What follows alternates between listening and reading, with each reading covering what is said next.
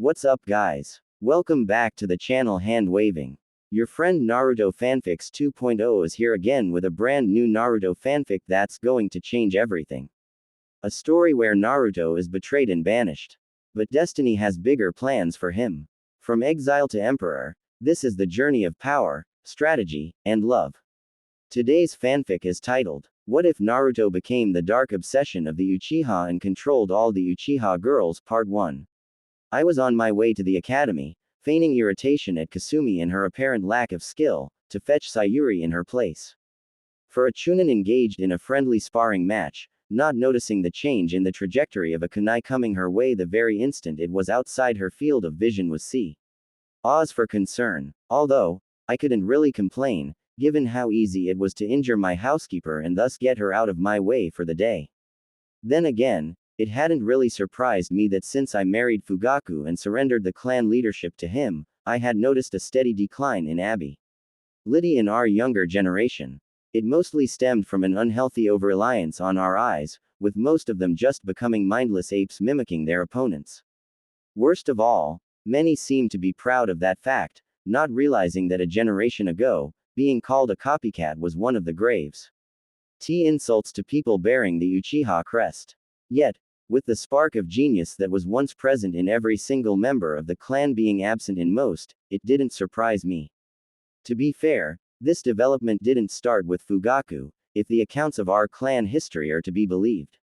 The clan's decline started back when we were entrusted with the security of the village and the founding of the Uchiha police force. This resulted in the clan, for the most part, being confined to the village, with only the occasional exception from within our ranks being allowed to join the Shino by forces proper for any length of time. This reduced the number of Uchiha whose mere existence could strike fear into the hearts of our enemies to a scant few, and it got rarer and rarer each year. Our clan, by now, was lazily resting upon the accomplishments of our forefathers. I was convinced that in a generation or two the Uchiha name would be said in the same breath as the Yamanaka or the Nara, the Uchiha falling beneath the recognition of even the four noble clans. The reverence of old would be a fading memory with the tale of the great shinobi wearing the Uchiha crest. Believed to be an exaggeration. Despite not sharing the misgivings of Fugaku and the elders, it was apparent that the clan's confinement was a measure taken by the second Hokage to keep us close.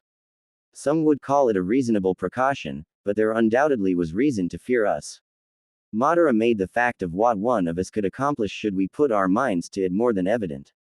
We are warriors first and foremost. Our place is on the battlefield, where we can feel at home amongst the carnage. Glorified guard dogs we are not. The Inuzuka would fit that bill better than we ever could. So it was no wonder that Madara, who spent every waking moment of his life on the battlefield, managed to get as strong as he did. Since Tobirama crossed blades with the Uchiha more than once, he must have been painfully aware of this fact. He knew better than to underestimate us, and by trying to keep us away from the fighting, he succeeded in stifling our growth, barring the rare exception. A sensible precaution, one it seemed he managed to instill in his successors before he got himself killed. As a result, even during times of war, the village leadership hardly called upon us to fight, and when they did, most of the time, it was because they had no other choice. It was a vastly different treatment than the Hyuga received, although they too had certain duties within the village. Perhaps Kushina was right when I had brought the matter up with her during our Chunin days that the unequal treatment was rooted in the fact they had chosen to safeguard their eyes while we hadn't. Unfortunately, her attempt to fix that went nowhere when I presented the seal she came up with to my father. Neither he nor the elders deemed it worth their time to fully hear me out, and they dismissed the whole concept out of hand, calling the Hyuga seal a flimsy excuse to justify slavery. Hypocrisy at its finest. What had made it worse was that by so doing, they had called into question Kushina's trustworthiness that the seal worked as described and had no hidden function. It didn't help that they had considered us the superior dojutsu-wielding clan of Konoha, which would have been enough on its own for them to reject the idea.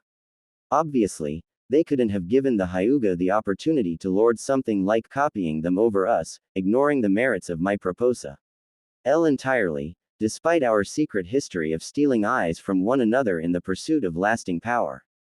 Then again, the vehemence of their refusal had struck me as odd. A few years later, I had learned the real reason why they had refused. One of the duties of the clan head was harvesting and preserving the eyes of our dead, a secret I had never seen fit to inform Fugaku about, despite officially having handed over leadership of the clan to him. I had believed myself incapable of contending with the elders on a regular basis and had been sure that if they needled me enough, I wouldn't have been able to resist the temptation to rip their tongues out and put their heads on spikes. On second thought, the condescending looks I would have had to endure for being a woman ruling the clan, coupled with their constant offhand remarks wishing for my little brother to succeed me, would have ensured they wouldn't have survived the first month of my reign. Besides that, I could do well without the headache this would have created when their next of kin would have inevitably come complaining. Knowing that, by the time I was done expressing my displeasure, our clan probably wouldn't have counted more than 10 members. I have never been able to tolerate incompetence and stupidity around me for prolonged amounts of time, so not having to suffer through the elders' incessant nagging served me quite well. Although, I occasionally couldn't help wondering if the price I had paid for it had been worth it in the end. Arriving at the academy, I joined a cluster of other parents waiting for their kids to storm out of the gate. With nothing better to do, I allowed my eyes to wander. Besides, some parents or caretakers averted their gaze after seeing me. In some cases, they even went so far as unsubtly steering clear so as not to be seen associating with an Uchiha. I could understand the sentiment. Seeing your family being killed by what could only be described as a force of nature and then being unable to take their pound of flesh in retaliation was something many struggled with.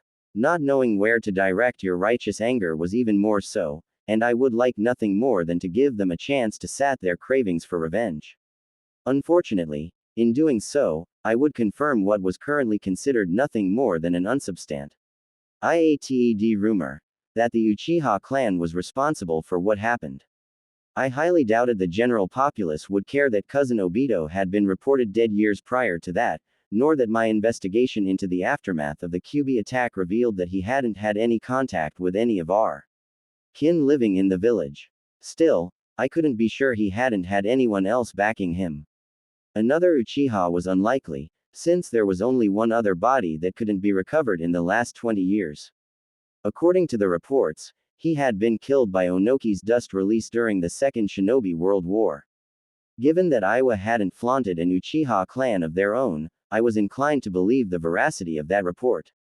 No, the modification of his body pointed in an entirely different direction, and after I confirmed the validity of my theory, there would be a reckoning. It was only a matter of time. So when I had found Obito's dead body as I had been trying to reach Minato in order to help him, I had done what I had always been made to believe every reasonable member of a clan would have upon realizing that one of theirs had been responsible for destroying half the village. I had made the evidence disappear, thus marking the greatest regret of my life. If only I wouldn't have been required to follow what my father had ingrained into my head since I had been a child, and instead could have followed my heart. Then I could have been in time too. I stopped myself from going down that path again as I noticed an Anbu hiding on the roof of a house from where he was overlooking the crowd. He didn't bother hiding very well. Back in the day, Dragon would have had his hide for such a lack of skill. Luckily for him, it seemed I was the only one aware of his presence. Carefully maintained instincts put me on alert as I continued to scan my surroundings, searching for his teammates. It was rare for Anbu to operate alone, at least not for anything considered crucial. It was likewise rare for them to operate within the village bounds. I didn't have any time to wonder further what his presence was all about, as a horde of screaming children ran out of the building, searching for their parents. Sayuri had no trouble making me out amongst the people, the superior eyesight every Uchiha possessed even before the activation of the shish. A ringan showing its worth. She immediately hastened her pace and ran my way with a smile plastered on her face. Her face had more than just a passing resemblance to her father's, possessing the same eyes and cheekbones, but more importantly, she bought into the same Uchiha exceptionalism as her FA. There, thinking herself to be better than everybody else. This sentiment had only been reinforced since her first day at the academy by becoming top of her class, to this day, a feat I wasn't entirely sure how she managed it. She was average at best, not even close to the skill her older sister called her own at half Sayuri's age. Surely nowhere near good enough to be labeled a genius, a term that had seen such excessive use it had seemingly lost all meaning. I couldn't recall a year in recent memory in which the top student in a class was called anything else. I missed the times when you actually had to back up such denominations since there was nothing more dangerous than a contorted perception of your own ability. She was already buying into it all, and short of receiving a wake-up call, it would only get her killed sooner rather than later. Sayuri came to a stop right in front of me, her grin widening. "Mom, what are you doing here?" she asked while searching the crowd. "Where is Kasumi?" She hurt herself while training. "Nothing serious," I informed her. "Oh," she momentarily deflated, only for her grin to return with a vengeance. "I like you better, anyway. You can come to get me from now on if you like," before mumbling under her breath before she clarified. "Well, on those days Izumi Oni-chan can't. If it were up to me, I wouldn't mind being here every day, just not for her sake." As it stood, I was already taking a risk by being here. Nonetheless, it was a chance I had to take. I couldn't remain oblivious about his well-being. I needed to know that he was taken care of. "Unfortunately, that will not be possible," I told her, my words wiping the smile from her face. Taking on the same bland expression her father constantly wore on his face, thus further highlighting the similarities between her and the semen donor responsible for her existence. To be honest, I had never come to like either of my so-called offspring for the simple reason that they were also Yakus. Sayuri, in particular, with her mediocre talent, looks, and entitlement that made her a younger female version of her father, had made that rather difficult. Not that I could say I hadn't tried.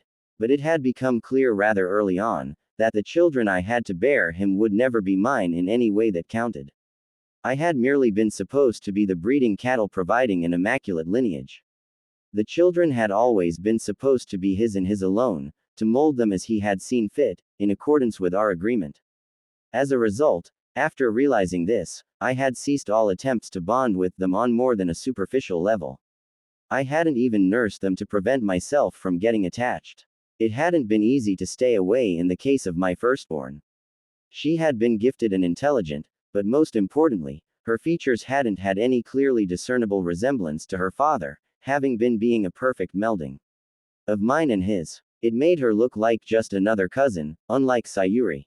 There were moments when it had been hard to resist the temptation to nurture her spark instead of seeing it slowly doused in the mold Fugaku tried to press her into. Seeing him gradually destroy one of the scant few in our clan who had actually possessed some talent had been difficult to bear. Naturally, she had easily exceeded her peers despite being under his tutelage, not that it had been challenging by any measure. She most likely would have managed it lobotomized and blinded. The problem was that by helping her, I would have had to renege on the agreement that had freed me from any kind of responsibility of leading a withering clan in exchange for 2 children and playing the perfect wife, his very own Yamate. Oh Nadeshiko. It had come to me easily enough. The role had not been very demanding, especially since I hadn't had to suffer his touch, not that I had believed myself to be capable of it. The very thought of it had turned my stomach. His daughters, whom had merely been the product of impregnating myself with the semen he had provided, had been cut from my body by myself 9 months later. After my first meeting with a prospective husband, I had known that none of them could ever hope to come close to anything resembling what I might have had with Kushina and Minato, the only family I ever had. Since then, I hadn't been given a choice other than to follow the suggestion forced upon me. Koto Amatsukami, the sole genjutsu I hadn't been able to overcome. I had chosen the lesser evil in Fugaku. He at least hadn't been twice my age and had been amicable to accept my deal if it brought him the clan leadership. I probably should have considered myself lucky because if not for my progenitors, the word father does carry an implied closeness that hadn't existed between us. Lack of skill, and poorly worded instructions, the marriage would have been happily consummated. Any belief I might have held onto that this had been the result of a consideration on his part not to infringe on my mind, at least not any further than he absolutely had been crushed just yesterday. He had overheard a reoccurring argument between me and Fugaku, during which Fugaku had expressed his displeasure about the two agreed upon children, both girls, and had demanded that we renegotiate the terms. My progenitor, realizing the loopholes he had left, had tried to rectify his mistake by attempting to use his eye on me again. I hadn't been able to break the compulsion he had already placed on me, but preventing a repeat had been well within my power. My rather violent objection had made sure of it, as I had taken his life and his eyes for myself. This had been an auspicious occasion since his eternal Mangekyo Sharingan had possessed the power to break any genjutsu, making it possible to remove my conditioning. As it turned out, it hadn't by far been the only instance he had used his eye on me to enforce a specific behavior. It had simply been that in all those other instances, he had thought it prudent to keep me from remembering, something he had decided to forego when he had compelled me to marry, How me my place. It hadn't been until that moment that I had realized the full scope of how he had violated my mind over the years, how none of the decisions I had made throughout my life had truly been my own. It had also never occurred to me before that the reason I hadn't killed him and made him suffer for his actions could be rooted in another genjutsu placed on me years earlier. What had turned out to be his fatal mistake was not having altered how I perceived and reacted to threats, thus having allowed me to defend myself. Since I hadn't been keen for my mind to be played around with, I had considered him trying an attack upon my very being, as an attack on my life, and had reacted accordingly to it, using deadly force. I had been his puppet all along. An unwilling one for sure, who had fought against being manipulated using every loophole and trick imaginable, but a puppet, nonetheless. Every decision I had ever made had been influenced by his machinations. I had joined Anbu to spy on the village for him. My disinterest in leading the clan had stemmed from his not wanting me to be in charge. By marrying me off to somebody sharing his vision and making me hand over the clan leadership to my husband, he had avoided breaking the succession laws. Because without someone holding my strings, I had been bound to go against his vision of the Uchiha clan, eventually, something my proud entitled progenitor Kagami couldn't have allowed to happen, which was why my rebellious brother had never been deemed a suitable replacement for me either. Compared to what I had lost by being forced to marry Fugaku, the son he always wanted, this hadn't even registered. It had never been my hurt pride at coming in second place at winning Minato's affection, or jealousy, that had prevented me from sharing my life with the only two people I had ever truly loved, but another compulsion. The truly unforgivable act, however, had been forcing me to keep my status as Naruto's godmother a secret, and for allowing the village to take custody of him, the last living piece of Minato and Kushina left in the world. My progenitor had even seen fit, given my proclivity to find ways around his compulsion, to steer me clear of every location I could potentially run into him. He obviously hadn't wanted the village to see an Uchiha associating with the host of the Kyuubi, thus stoking the rumors. Sayuri, no longer disheartened by my words, took my hand in hers and tried to drag me away, a futile attempt. My feet would stay rooted in place until I accomplished what I came here to do as I continued to scan the crowd for a yellow mop of hair. I vividly remembered the single instance I had seen him from afar just moments after his birth and the death of his parents. Watching the third removing the newborn boy from the grasp of his dead parents had been the worst thing I had ever witnessed. The crushing guilt at arriving too late had been the worst feeling I had ever felt, and courtesy of the Sharingan was something I could never forget. The memory had burned itself into my mind to never fade away, and it had haunted my dreams ever since. Just as Sayuri got tired of pulling at my hand and opened her mouth to complain, I found what I was looking for. A patch of yellow blonde hair made its way through the crowd. I trained my eye on him and didn't waste a moment following him. Sayuri's mouth escaped a sudden yelp as I dragged her along. The people surrounding us only allowed me a few fleeting glances at him, for the most part blocking my view. "Where are we going, Mom? Our house is that way," Sayuri saw fit to mention. As he reached the edge of the area, the boy's way was obstructed by three boys standing in a loose circle next to the academy railings talking to each other. Without hesitating, he pushed through, grazing the shoulder of one of the boys, a mumbled, "Sorry," on his lips. The boys took a moment to look at each other, and the big-boned kid I pegged as an Akamichi asked, "Was that?" only to receive two nods in response. A sadistic grin was the unspoken signal for them to turn around and pursue Naruto running. I increased my pace and directed chakra to my eyes. Immediately my perception sharpened, and the world seemed to move in slow motion. The Sharingan helped me to navigate the maze of people without having to clear the obstacles in my way with force. When I cleared the crowd and turned into the same street, I saw the tail end of the three older boys having Naruto in a headlock and maneuvering him into a side street. My jog turned into a full sprint as I closed the distance, dragging along a stumbling Sayuri. When I reached the mouth of the alleyway, the three older boys had Naruto against the wall, surrounded on all three remaining sides. "Mom, what are we doing here?"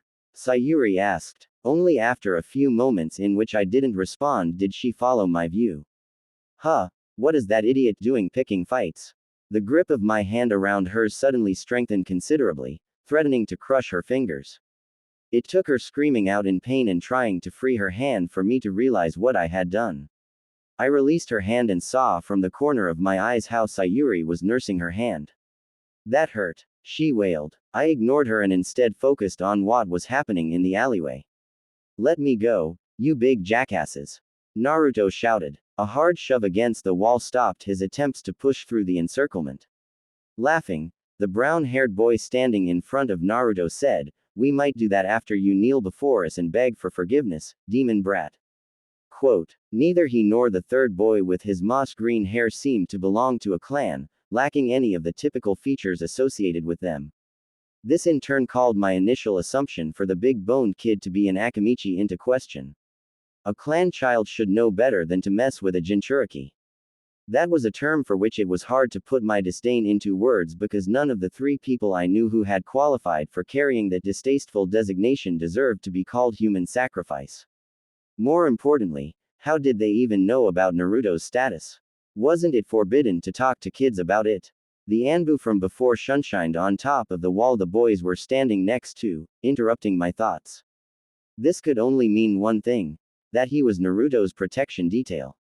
So far, I wasn't impressed with his performance. As pleased as I was at his presence for rendering my interference redundant should this get out of hand, it also complicated things. It prevented me from making contact with Naruto if I didn't want the Hokage and Danzo to know about it. Just being here might suffice for my name to appear in the mission report of that Anbu operative. Another foiled escape attempt from Naruto made them change their strategy. "Hold him," ordered the brown-haired boy. Naruto wasn't given a chance to react as the two remaining boys grabbed one of his arms each, holding him in place. "I'm really gonna enjoy this," he proclaimed as he took a loose stance and punched Naruto in the stomach. The hit from the older boy, who was a full head bigger and at least 2 years older than Naruto, made him retch in pain. The only thing stopping him from crumbling into a ball on the floor were the hands holding him upright. I balled my hands into fists, and my head tilted upwards, glaring at the Anbu operative. Since he hadn't intervened yet, I wondered what it would take for him to do so. Meanwhile, the brown-haired boy threw his second punch, a well-placed right hook that made Naruto sputter blood on the big-boned kid's shirt. "Hey, careful," he protested at his friend, taking a step to the side. "My bad," the brown-haired kid apologized, scratching the back of his head. "Just make sure it doesn't happen again. It's bad enough I have to touch him." Hearing this, I clenched my fist even harder, my nails painfully digging into the palm of my hands, and one thing became abundantly clear to me. My progenitor's death came far too swiftly and easily. He deserved to suffer for months on end. He should have died begging for his death. Nodding, the brown-haired boy returned to his stance and once more landed a devastating hit on Naruto's stomach that lifted him from the ground. Despite that, the Anbu continued to observe and didn't see fit to act at seeing his charge being pummeled. I, however, had seen more than enough, kicking up a thumbnail-sized stone at my feet straight up into the air. Waiting for the stone's descent, I kicked it again shortly before it could touch the ground, propelling it at Naruto's attackers. A dull sound resounded as the stone hit the moss-haired boy facing away from me in the back of his head. The force of the hit made him stumble forward, releasing the grip on Naruto's arm at the exact same time the brown-haired boy swung his fist for the 4th time. The sudden absence of a hand pulling Naruto right made him move left. Taking full advantage of this momentum and putting everything into his strike, Naruto smashed the big boned boy's face. The boy's nose broke with a loud crunch. Dazed, he stumbled backward and fell over his own feet. At the exact same time, the brown-haired kid fist made contact with the wall at the very spot Naruto's head had been just a moment earlier. A painful yelp escaped him as he withdrew his hand and cradled it against his body. Naruto didn't waste any time and took advantage of the opening I had created and viciously attacked the sole remaining and still standing opponent. The Anbu operative's gaze, perched on the roof, fell on me. Falling right into my trap. The moment our eyes met, I put him into a genjutsu rooting him in place. An instant later, my attention returned back to Naruto. His form was off as if he had never received formal training in the academy. His wide swings were something you would expect to see in a brawl between civilians, not a fight between academy students. Despite this apparent lack of skill, his punches were undoubtedly powerful, judging by the reaction whenever his fists made contact with his opponent's body. The brown-haired boy's one-handed attempts at protecting himself were awfully inadequate. Naruto's attacks were about to overwhelm his opponent any moment now. Unfortunately, it was time he didn't have, as the green-haired boy with the broken nose was moments away from rejoining the fight. Sayuri, go help Naruto, I ordered, in an attempt to even the odds. Crossing her arms in front of her chest, she hissed, helping that idiot, definitely not. I couldn't help but notice that this was twice now she had insulted Kushina's son, 2 times too many, and I would make her regret it. Sayuri's refusal wasted precious seconds, seconds that would have allowed her to arrive just in the nick of time to intercept Naruto's second adversary before he could rescue his brown-haired friend from the brink of defeat. A yell was all the warning Naruto got before the green-haired boy rejoined the fight by delivering a kidney shot from the side. The powerful punch made Naruto stumble against the wall, aborting his flurry of attacks. The newly opened up distance created a short lull in the fight that Naruto tried to use to recover, but he wasn't the only one taking a breather. The green-haired boy used the time to wipe the blood from his face that continued to run down his crooked nose. His brown-haired friend, worse for wear, raised himself up from his defensive shell to his full height. Touching his busted lip, he gave Naruto a hateful glare. What I found most curious was the labored breathing the brown-haired kid tried to get back under control, whereas Naruto's breathing was hardly accelerated even though he had exerted himself to a far greater degree. It was a testament to the famed endless Uzumaki stamina. With a nod shared between the two kids, they once more advanced on Naruto, trying to flank him. Naruto, who had leaned against the wall, pushed himself upright and put up his guard for round 2. In the meantime, I was torn between stopping the fight and allowing it to play out a bit further now that Naruto was in a position to defend himself against his attackers. At the end of the day, a fight like this with no rules was a rare chance to get an accurate measure of his character. I needed to see what he was made of before irrevocably tying my fate to his. So far, it seemed he had gotten more from his mother than just his stamina. Minato, by this point, would have made a run for it, either realizing the danger of facing multiple opponents at the same time posed, or getting them to split up and ambush them separately. Kushina, on the other hand, would have been too stubborn to employ such tactics and would have stayed in. Slugged it out to the last one standing, just like her son. Staying my hand for the moment, I watched the fight proceed. His opponents shuffled closer and closer in an attempt to make use of their greater reach. They tried to keep Naruto at bay while they hammered him from 2 opposite sides, realizing he could only effectively defend against one of them at a time. Naruto was having none of it. Instead of allowing himself to be cornered, with his back literally against the wall, he went on the offensive. I couldn't tell if he instinctively sought his fortune by attacking, or if analyzing the facts and concluding it was the most promising tactic to apply. Either way, it was the right choice to make. Take out one of your opponents as fast as possible before he can receive help or a breakthrough to end the encirclement, at least momentarily. The problem was both of his opponents had superior range, were bigger and had around 40 pounds more mass than Naruto. Unlike last time, they were alert, no longer underestimating him, and it showed. Naruto made a good attempt when he suddenly struck. Arms raised, shielding his head, He closed the distance to the brown-haired boy, and even though he anticipated a punch coming his way and was fully prepared to block it, he didn't account for the power behind it. The straight aimed at his head, although not penetrating his guard, slowed down his advance, if just barely. This resulted in him ending up a few inches short of where he would have been if not for that hit. A few inches in a fight can make all the difference, as Naruto learned the hard way when his right hook swished past his opponent's chin straight through the hole in the brown-haired boy's guard that opened up when he had thrown the straight. A slight miscalculation of distance, or depending on one's perspective, a miscalculation of timing now that he missed, made the fight far harder.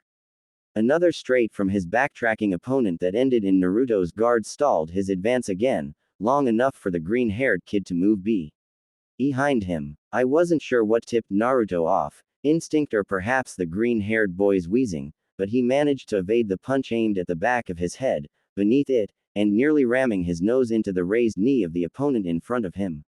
Only his fast reaction, catching the knee with both hands, let him escape the same fate as the green-haired boy and prevented him from getting his nose crushed. Unfortunately, with his hands occupied, the middle kick from the green-haired kid hit home. Naruto was struck an inch above his hip and stumbled backward, in the direction of the big-boned kid my stone throw had taken out. The two standing opponents drew closer from the front, trying to herd him closer to their downed friend. I didn't think he would be in any condition to render them any help for a bit longer, since he was still dazed, lying on the floor and arms raised protectively over his head, nursing his injury. Neither did I think it was what they had planned. It was more likely they hoped to get Naruto to trip over their friend to give them a chance to pin him on the ground, which, if successful, would end the fight decisively in their favor. Naruto, given his far smaller stature, would have no chance to escape their grasp. They relentlessly attacked Naruto, who tried to minimize the damage he suffered by putting up his arms and curling in upon himself, thereby reducing the surface area that could be struck. Meanwhile, he was waiting, looking for the opportunity to launch a counterattack. An opportunity he realized, after one punch after the other battered his defense, with some even penetrating it, wouldn't arise if he didn't create it himself. His opponent's longer reach, double the number of limbs, and doing their best at covering each other's mistakes sufficed at keeping him at bay. He chose to do it in a way that would have made his mother proud and embarrassed in equal measure. Proud because I knew for a fact she had done the same at least once, leaving no doubt that Naruto was definitely her son. Embarrassed because it was a stupid thing to do. No one in their right mind would forego defense and decide to trade blow for blow. Still, that was what he chose to do. Without any regard for his health, he was giving as good as he got as the three of them were beating each other bloody. A punch followed by a punch, a kick by a kick, with the occasional counter mixed in. It made predicting who would win a thing of impossibility. The outcome would be determined by who could take more punishment, something I usually would never dare bet against an Uzumaki and certainly not against Kushina's son on, but it might just as well come down to who landed the lucky punch. Given that Naruto was fighting against two, the odds were not in his favor. Additionally, I had no intention of allowing for the off chance his spirit could end up broken by losing a meaningless fight in a side street. I was about to step in and put an end to the fight when there was a sudden shift. Naruto, who until mere moments ago had been severely struggling, with his defense entirely consisting of the occasional block, and out of nowhere, added parries to it. This allowed him the masterful deflection of even their fastest attacks. It took him only a few more exchanges, and he started to slip around their attacks. He was reading them like an open book. After a short adjustment period, not lasting more than a few heartbeats, he was entirely evading any leaving him to dish out the hurt. His wide and flailing swings from before in just a few exchanges gained a precision I would not have thought him capable of for a few years yet. He was accurately, and with perfect timing, striking whenever there was an opening to exploit. By now, he was taking them apart, the slugfest having turned into a one-sided slaughter. It nearly seemed as if, but that couldn't be, if only he wasn't fighting with his back to me so I could make sure. I was about to dismiss the thought as nothing more than mad ravings when he slipped under a punch, and by so doing, had to turn his head slightly when I caught a glance of something that should be outright impossible. How could he have a Sharingan? The ritual, it all suddenly occurred to me. Kushina's blasted adoption ritual had worked. Her harebrained idea of creating artificial Uzumaki by transferring genetic markers I helped her develop had actually worked. I had been convinced after we had tried to become real blood sisters and nearly died in the process that it had been a failure. Clearly, I had been mistaken. The boost in chakra capacity and the increased density I gained in the aftermath were decidedly not the results of my training efforts as I initially believed, and Kushina had never mentioned anything because shortly after our folly, she had discovered she was with child. Suddenly it all made perfect sense. We used that ritual in April, and Naruto was born on October the 10th. By then, she must have already been pregnant. That was just like her. Only the scatterbrained Kushina could lose track of her cycle like that. Then the realization hit me. This meant nothing else than that Naruto wasn't just Minato and Kushina's child, he was mine as much as he was theirs. He was mine too, I couldn't help but grin. Convinced of Naruto's impending victory, my focus wavered, and I allowed myself to get distracted by my thoughts. As a result of that momentarily slip, I only registered the steps behind me as they came to a sudden stop. What the was as far as the ill voice of a rotund woman managed to get when my eyes landed on her. She stilled instantly as I put her in a genjutsu and made her walk into the mouth of the alley to avoid attracting undue attention. When I turned back to the fight, I saw the tail end of how the big-boned kid smashed a brick from behind against the side of Naruto's head. A single moment of inattention threatened to destroy everything I thought I had just found. Despair clenched my heart. My eyes recorded every gruesome detail of how Naruto's eye socket was smashed in, with blood and chunks of his eye getting splattered onto the floor. Another memory, ripe to be added to my collection of the ever-increasing number of my failings, that would undoubtedly nt me for the rest of my life. A punishment fitting the crime of allowing Naruto to be injured. I pushed myself to go faster, faster than I ever moved, to reach Naruto, fully aware that despite all my powers, it just wasn't enough. I was once again too late to protect what was most dear to me. And the Sharingan, my clan's lauded bloodline, once more proved to be a curse, ensuring I could never forget another one of my failings. Naruto crumbled into a heap on the floor, unconscious. An instant later, I came to a stop beside the boy, catching the wrist of his hand midswing in an iron grip, stopping his motion cold. Looking him up and down, I didn't think I had ever felt so much hatred for a person as I did for him at that moment, as not even my progenitor registered.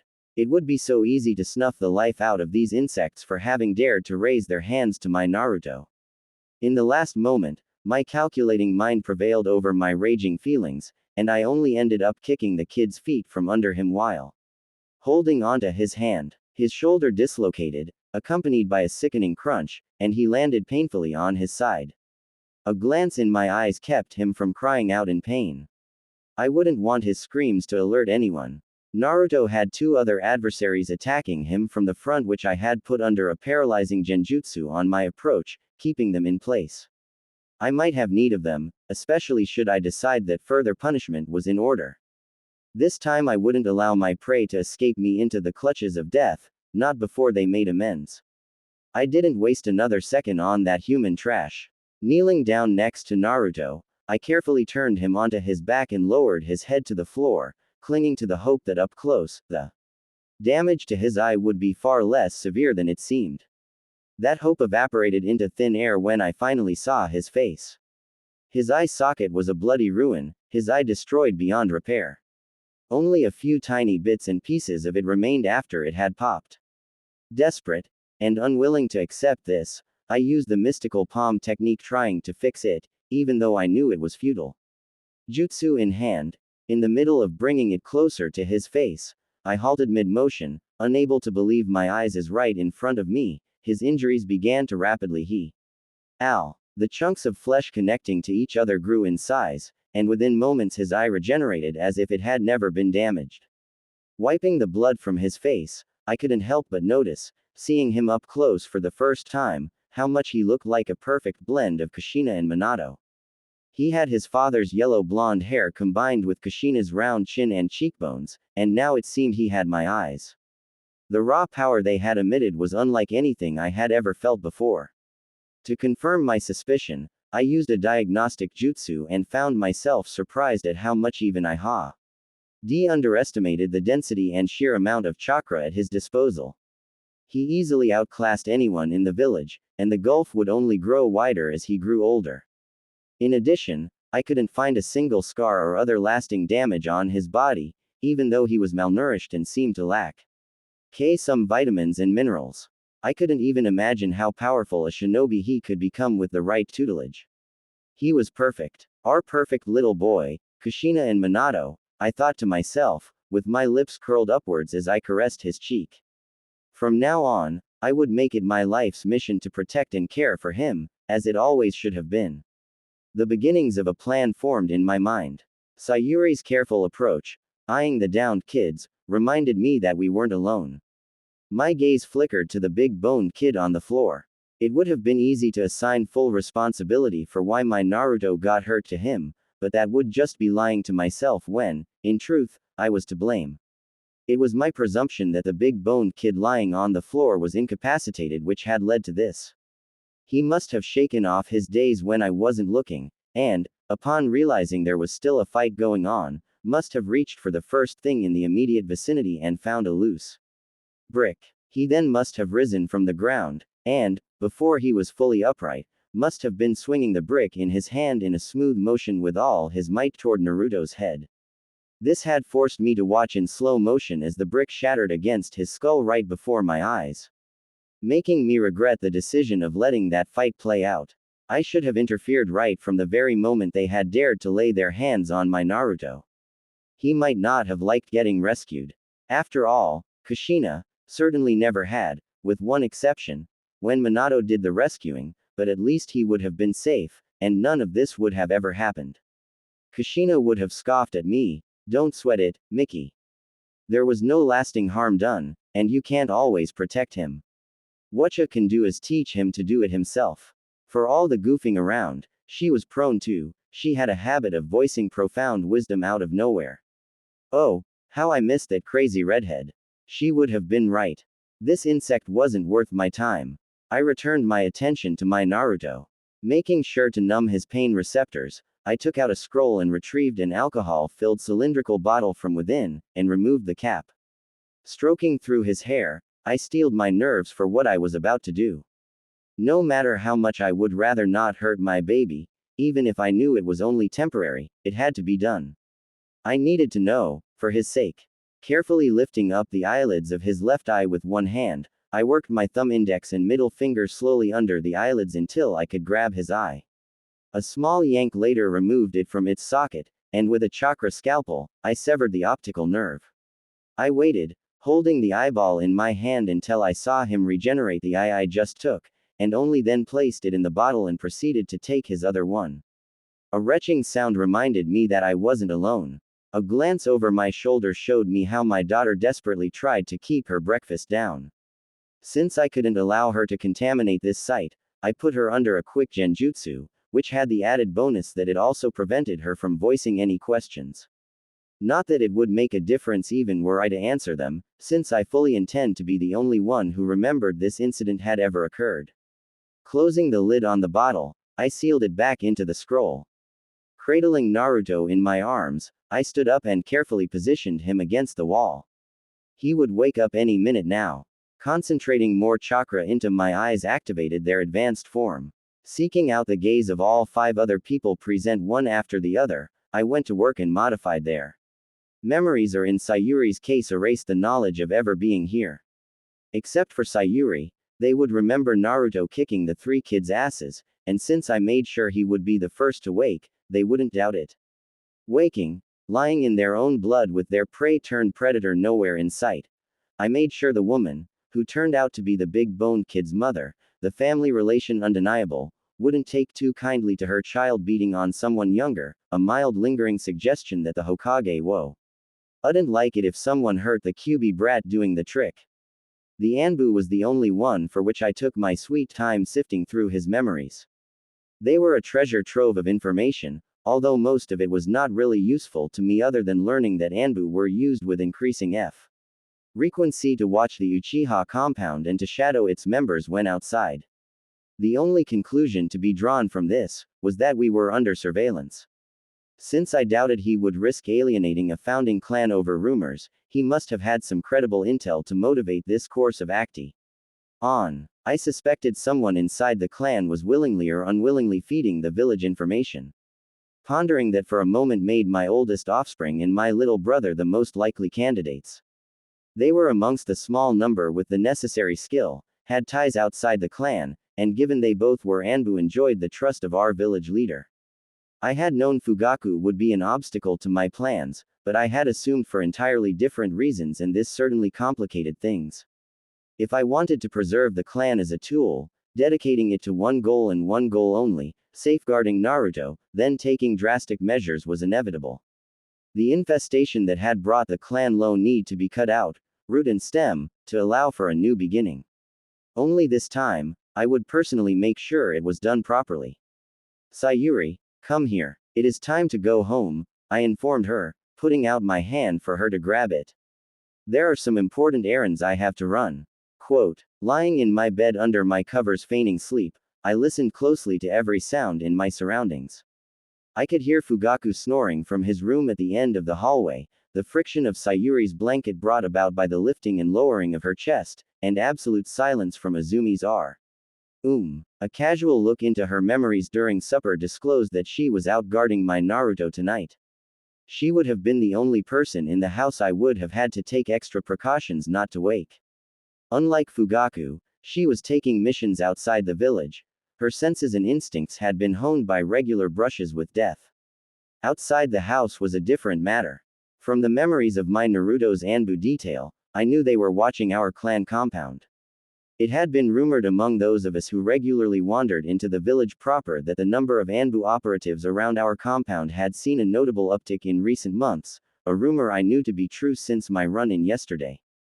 This was odd for a variety of reasons, the most important being that they weren't supposed to be policing the inside of the village. Their stated purpose was to guard vital infrastructure, the Hokage, and the village against outside threats. Since they had apparently been tasked with watching us, it indicated that the village leadership no longer trusted us. This fact, at least according to Fugaku's memories, was responsible for swaying most of the undecided and reluctant to see things his and my progenitor's way. It was getting harder to deny the reality that the noose around our necks was getting tighter every day, and that this was no longer about someone's pride being hurt, or the villagers not showing the clan the respect and deference it was due according to them, but about survival. At this point, helped along by the village's actions, their coup was the inevitable consequence. For all I cared, they could go and kill one another until there was no one left. Regrettably, however, the clan still had some uses for my Naruto and me. And in order to submit them to their rightful purpose, I needed a few things from the Uzumaki compound. Since I couldn't afford to be seen going anywhere near it, I had to make certain my absence wouldn't be noticed. To that effect, the ability I had gained from Obito's Mangekyo Sharingan proved to be useful. Unlike Minato's Hiraishin no Jutsu, which connects the ceiling array on his body to one of his markers like a door he can step through, Kamui puts a room between those 2 points. This comes with its own sets of advantages and disadvantages. One of the foremost advantages is that it allows the user, once inside the room, to open a door virtually anywhere. It suffices to imagine where you want to go for a door to appear, which is another advantage of the jutsu. Just because there is a door doesn't mean you have to cross the threshold. On the contrary, once a door is summoned, it can be used to look upon the other side. Admittedly, the view is distorted and colorless, and no sound goes through. Unless you move your eyes past the threshold, which will make them visible on the other side. It's quite different from how Minato described pinging one of his tags, a short burst presenting him with a snapshot of the immediate vicinity of his tag's location as his detection jutsu washes over the surrounding area. This, given enough tags, gave him complete awareness of what was going on a battlefield, not limited to just one point of view that was slow in altering its angle and relative position. Thus, Kamui certainly wasn't the best spying or battlefield awareness jutsu imaginable, but it served my momentary needs rather well. It allowed the repeated creation of doors high up in the air around the Uchiha compound to search for hidden Anbu operatives. The bird's eye view combined with the superior eyesight of the Sharingan allowed me to identify their hiding spots nearly effortlessly. With chakra sensors that were worth anything being rarer than a drop of water in the desert, and the occasional sensor the Yamanaka clan produced hardly deserving. The name, I only had to make certain that no Hyuga was amongst those watching us since I doubted one of them would miss my sudden disappearance. The animal mask and cloak most solely relied upon to hide their identity made identifying the Anbu clan affiliations difficult, but it was not impossible. If one knew what to look for. In the case of the Hyuga, they had a particular lithe build, essentially no calluses from holding kunai or other weapons on their hands, and they rarely, if ever, turned their heads. While one of those factors alone was insufficient to tell, finding all three made it a near certainty that it was a Hyuga. Fortunately for me, there didn't seem to be one among them. It was no great surprise the number of Hyuga who found themselves in Anbu was relatively low. Not because of lack of skill on the Hyuga part, Dragon would have given his right arm and leg for a mere dozen of them. Their ability to gather intelligence was unmatched, but the caged bird seal made branch members liabilities since they come equipped with torture and deadman switches not under He control of the village. As a precaution, I also looked outside the Uzumaki compound. All it would take would be a single Anbu seeing me appear out of nowhere to ruin it all. It was presumptuous to assume that the residents of the former Hokage wouldn't be watched, despite it being protected by seals Uzushio would have been envious of. According to Kushina, Uzushio's downfall hadn't gone by Mito without leaving marks. She used the last years of her life to turn the already formidable protected Uzumaki compound into a venerable fortress.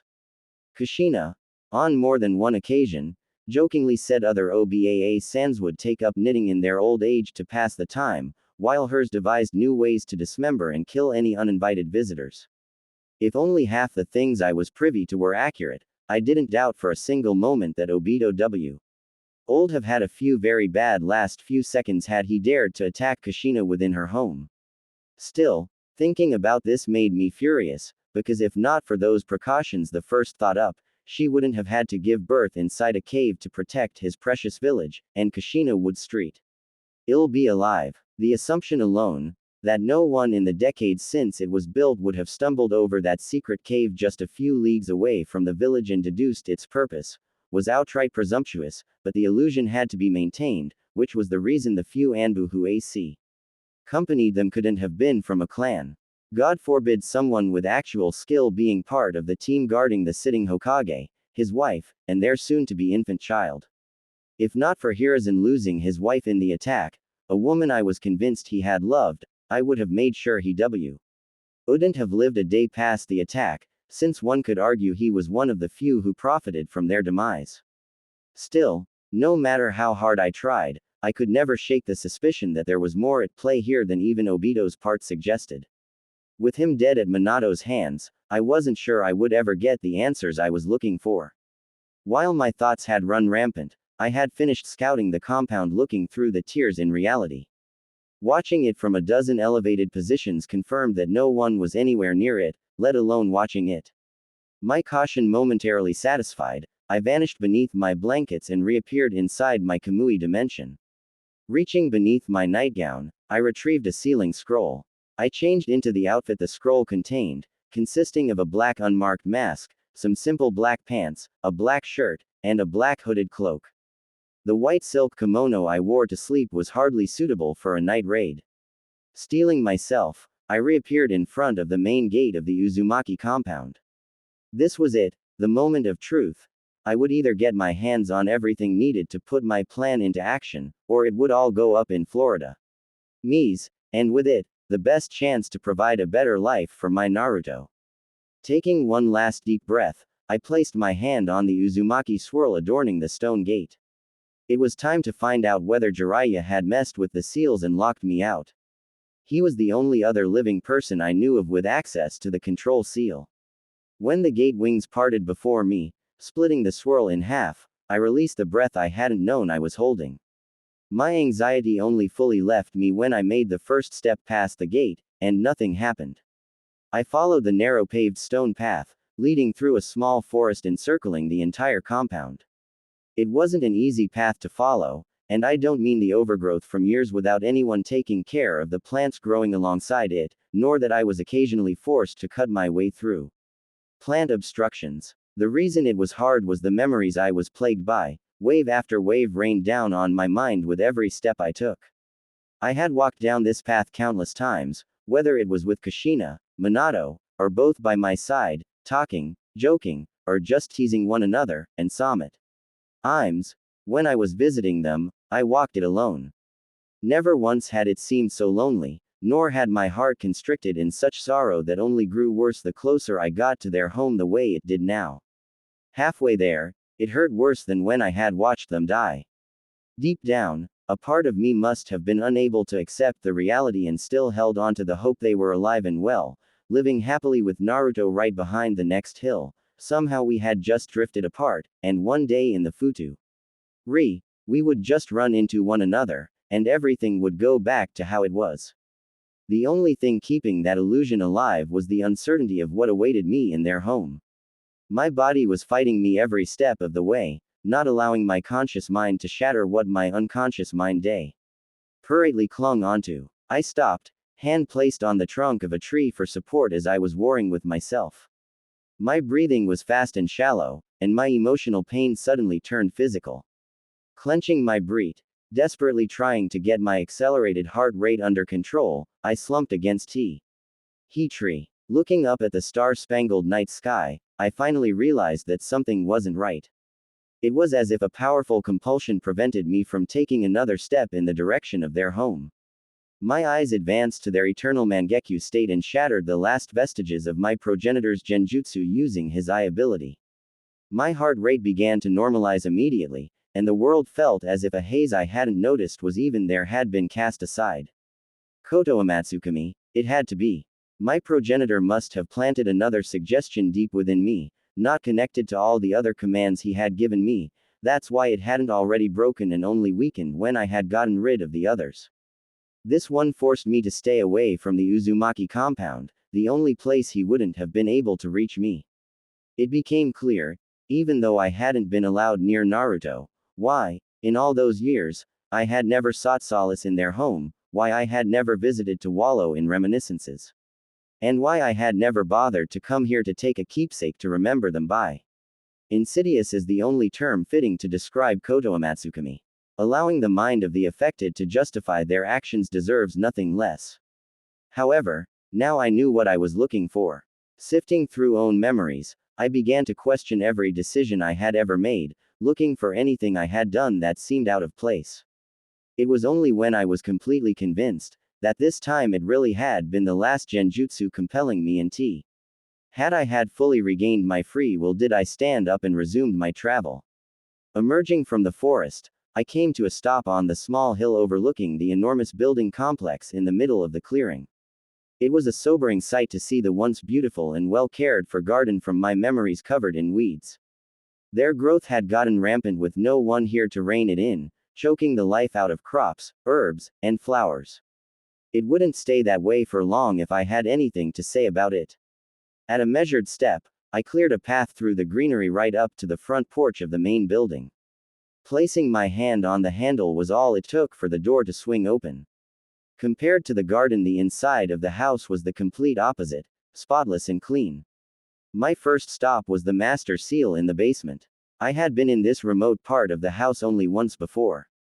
During Kushina's pregnancy, shortly after she asked me to become Naruto's godmother, she had led me through this part of the house until we ended up in front of a heavily reinforced door.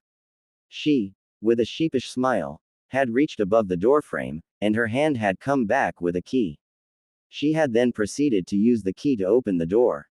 Standing before the very same door, I, too, reached above the doorframe and swept for the key I hoped was still there, since getting access to what was behind that door was instrumental to my plans.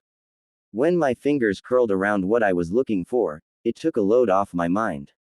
The key was warm to my touch, a step below being unpleasant, and vibrated in my hand, making its displeasure at being wielded by a non-Uzumaki known. It felt like only yesterday that Kushina had had a stern talk with it, explaining in great detail the concept of a godmother before the key allowed me to so much as touch it.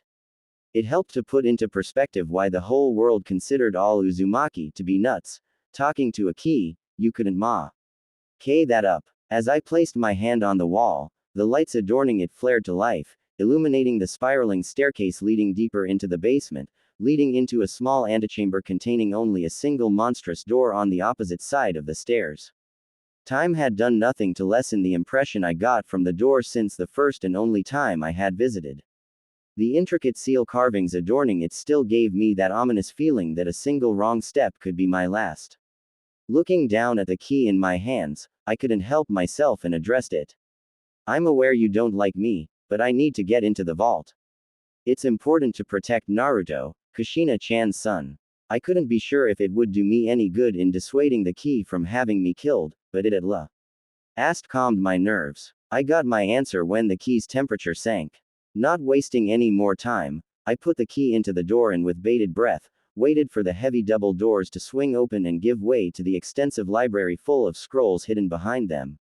Although not nearly as extensive as the Uchiha library full of jutsu we stole with a glance since the conception of our clan, it was still an impressive collection of knowledge encompassing every field of jutsu imaginable, the sole exception being the Fuinjutsu section.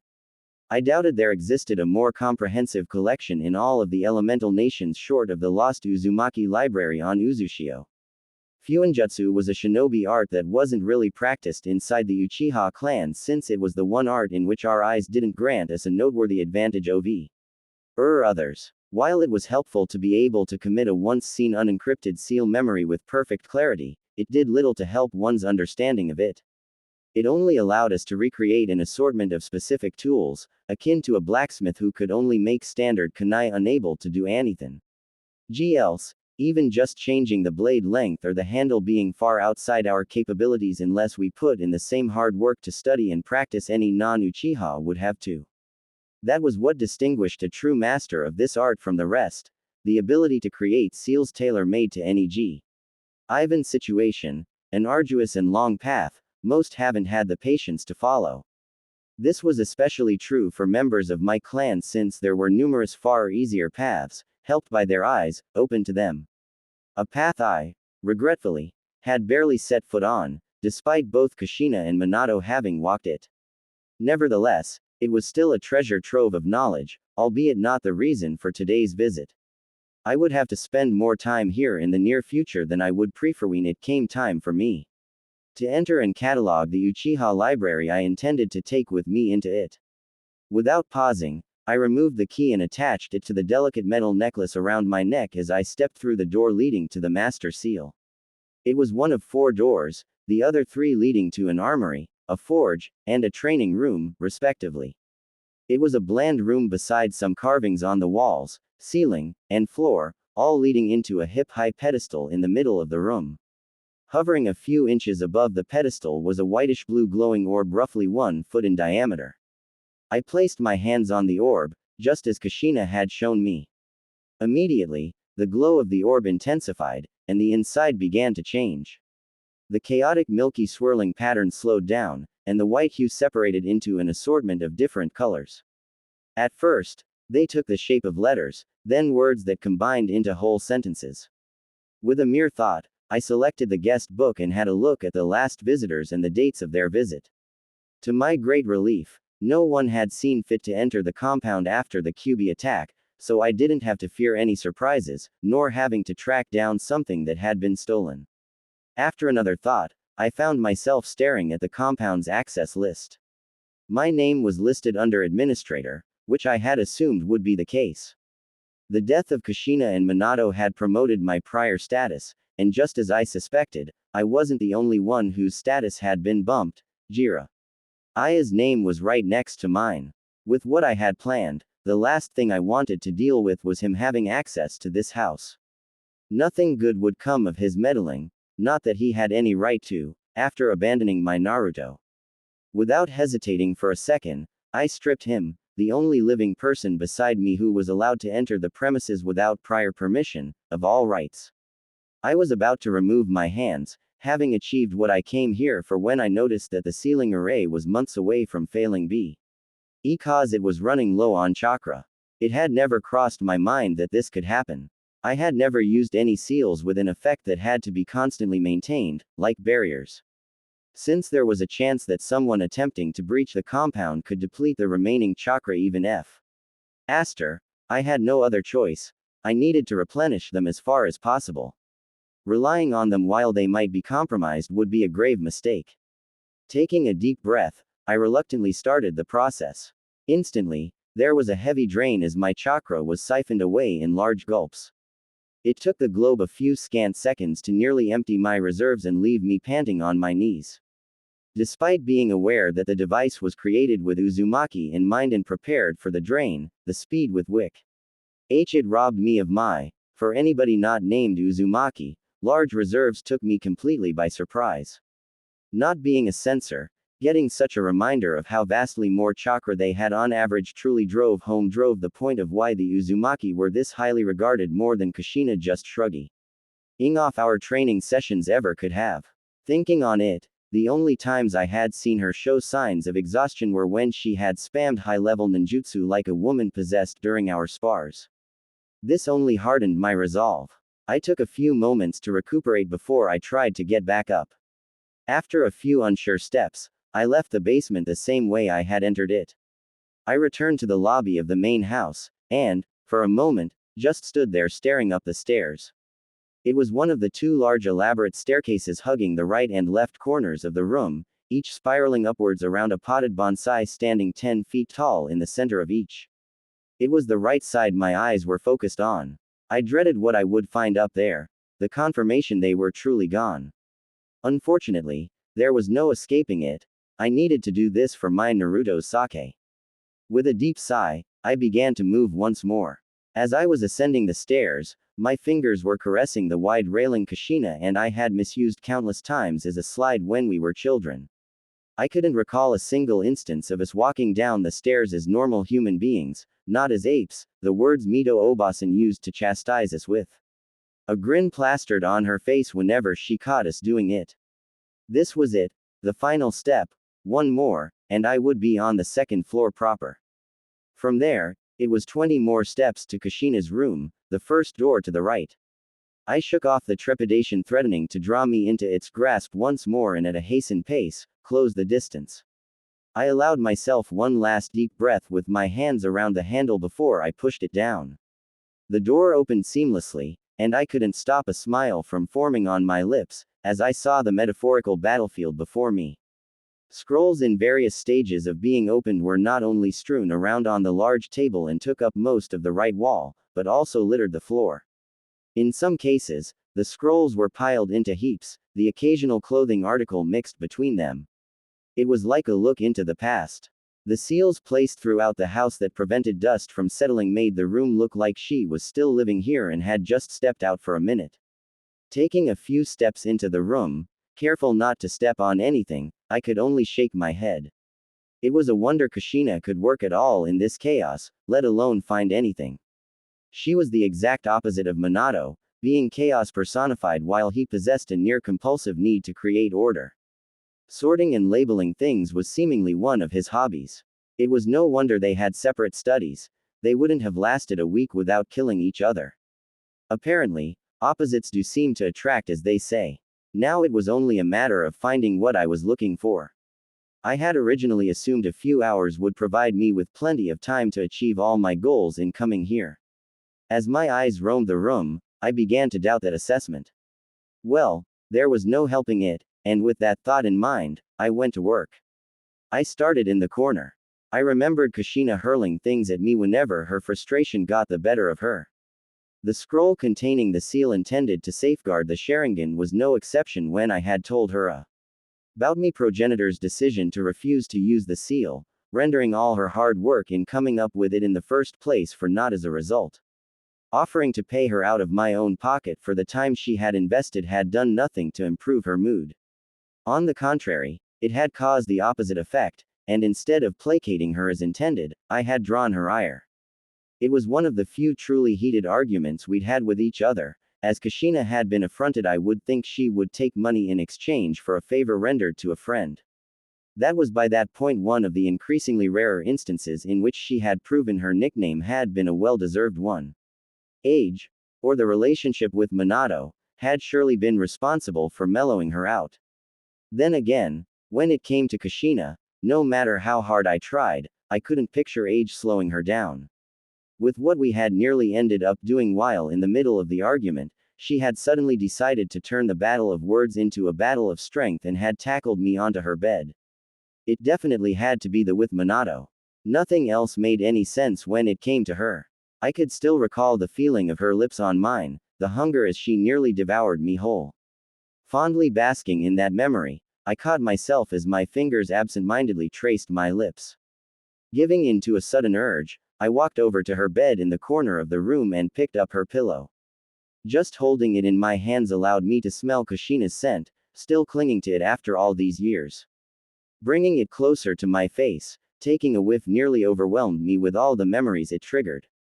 I had to fight the temptation to just lie down in her bed, wrap myself in her blanket, close my eyes, and let myself fall.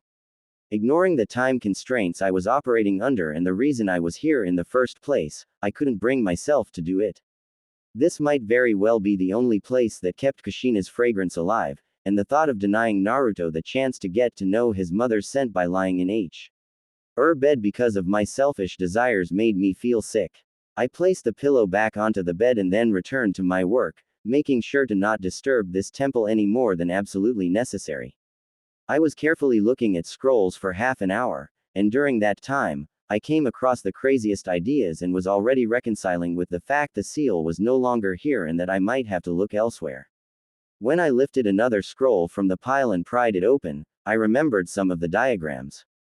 This was the scroll. Placing it onto an unoccupied corner of the table, I released a seal. A device about the length of a kunai of cylindrical shape with a handle piece appeared. Kushina had designed it. In essence, a seal stamp, allowing one of two possible registered users to apply what she called a micro seal directly to someone's eyeball. Once the seal was applied, should the eye leave the eye socket or the person the eye belonged to died, the seal would activate and destroy the eye. I picked the device up and moved the slider forward, and a small needle emerged from within the object. All it would take to apply the seal to someone's eye would be pressing it against someone's eyeballs and pushing a little chakra into the handle. Creating a seal no bigger than a dot, it was so small it was barely visible. Moreover, if placed on the eye while the pupil was looking upwards and pulling the eyelid aside, it could be completely hidden, making a distinction between an eyeball with the seal and one without impossible short of a close up inspection. No one else would ever know it was even there to begin with, meaning that, unlike the Hyuga cursed seal broadcasting for the whole world to see that stealing their eyes was for naught, I had to tell people of its existence to dissuade them from even trying. This was half the reason for such seals to exist in the first place. It wouldn't do my clansmen any good if their eyes were destroyed after they were stolen, even though the faces the thieves would have made realizing they had been outsmarted might be worth it. Since this wasn't the only way for someone to get their hands on the Sharingan, I released another two instruments from the scroll. This time they looked more like actual stamps, one for each gender, able to suspend their ability to produce offspring outside the barrier they were keyed to. The original idea was to key it into the detection barrier surrounding Konoha, thereby preventing conception outside of Konoha's walls. This was a measure that would have served the needs of the Uchiha clan just fine. Kushina even had enough foresight to realize that keying such a seal into a stationary barrier could become an issue, and therefore she had included contingencies. After all, something as simple as a major overhaul of the detection barrier, or it stopped working properly, a far too likely prospect. Without an Uzumaki present to maintain it, or some other reason why the Uchiha would no longer live inside it would essentially render everyone with the seal effectively sterile. The instruments themselves could be keyed to selected users, those being the only ones able to apply and remove these seals. The original idea was to link them to the clan head, and the heir or heiress. They were designed in such a fashion that other users could be added only with the consent of one of the keyed-in users. As a precaution, there could only be two registered users of these tools at any given time, and keying in a new user also removed the previous user not assisting in the process from being able to use the tool. The seals themselves, Kushina swore it, were impossible to remove without using these tools. The encryption was unbreakable, randomized, and used the user's chakra to create a different key for every seal applied, with the keys being stored within the tools. It was a nice concept, and I could easily substitute the barrier surrounding Konoha with the one surrounding the Uzumaki compound for my needs. Considering the precarious state my plans would put the clan in, keeping the seal's key to the barrier surrounding Konoha would leave too many avenues of abuse open for my liking, and while using the Uzumaki compound barrier instead would be more secure, it still was far from ideal. So what I was really after was the original seal Kushina had based it on, which she called a relic of patriarchal society. Originally the seal was intended to ensure that no line theft could be committed, which was achieved by preventing any female marked with the seal from becoming pregnant by anyone except the man whose blood was applied to the tool prior to crafting the seal. I knew she had sealed it into the same scroll, the height of what her twisted sense of order would allow her to do. As luck had it, she hadn't rearranged it after she tossed the scroll away, and another cylindrical tool appeared after some twiddling with the scroll. This was it. None of these seals had the additional functions the Hyuga caged bird seal possessed. To be fair, it had never been intended to be used the way it still was to this very day. Kushina, at first, had been very reluctant to even entertain my request to create a seal to safeguard Reys. It had taken some prodding, but eventually, she had told me why. It was not a commonly known fact, but the caged bird seal had been created by the Uzumaki under false pretenses. Long before Konoha's founding, the Hyuga clan had approached the Uzumaki desiring a seal to keep their criminals in check and to prevent them, in case a prisoner was to escape, from passing on the Byakugan to their enemies.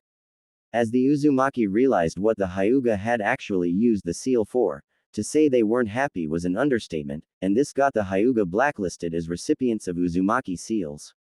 From what I had gathered, they had even considered cutting all ties to that particular seal, including waiving the fee the Hyuga had to pay. Seals are expensive, customized reusable seals, in particular, were more so, but ultimately decided against doing it, not wanting to reward them for this. So the Uzumaki clan, to this day, grudgingly accepted the money just so the Hyuga couldn't hold onto it. Who would blame Kushina? Not wanting to go into the annals of history as the one responsible for another such folly was quite the understandable sentiment. Not that I would have ever considered such a seal. To inflict pain as a means.